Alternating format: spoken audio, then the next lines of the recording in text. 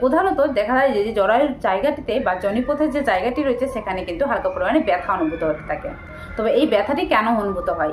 সাধারণত পুরো প্রেগনেন্সিতে একটু হালকা পরিমাণে অনুভূত হলেও সেই যখন কিন্তু বেবি ইমপ্লান্ট করে সেই সময় কিন্তু একটু বেশি পরিমাণে আমরা অনুভব করতে পারি। সাধারণত এই ব্যথাটি কেন হয়ে থাকে?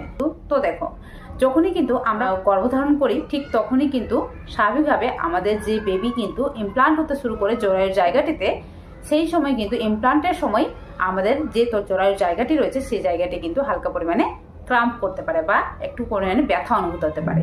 এছাড়াও সেই জায়গাটিতে যখনই কিন্তু বেবি ইমপ্লান্ট করেনি ঠিক সেই সময় কিন্তু আমাদের শরীরে যে রক্তের সঞ্চালন রয়েছে সেটি কিন্তু বৃদ্ধি পেয়ে যায়, যাতে ঠিকঠাকভাবে সেই জায়গাটিতে বেবি কিন্তু গ্রোথ হতে পারে।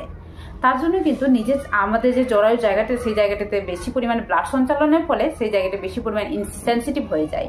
তার জন্য কিন্তু হালকা পরিমাণ চাপে বা হালকা পরিমাণে প্রেশারেই কিন্তু ব্যথা অনুভূত হতে পারে।